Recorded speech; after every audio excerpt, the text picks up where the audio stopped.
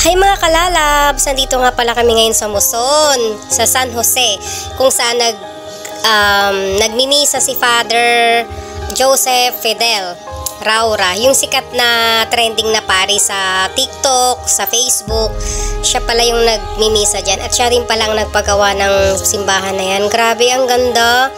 Tsaka nakakatuwa kasi siya, aircon yung loob ng simbahan, 'di ba? Kakaiba. Siya lang yung nakita kong simbahan na aircon. Tsaka ang linis-linis tingnan ng simbahan na 'yan.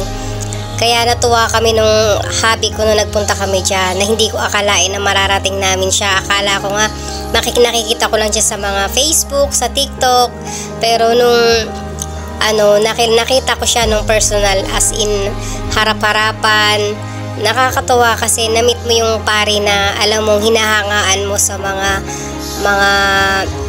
turo niya, sa mga sermon niya.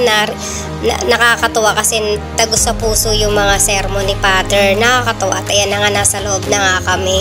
Grabe, ang lamig nung pumasok kami dyan kasi talagang aircon talaga siya. Tsaka talagang class na class yung simbahan.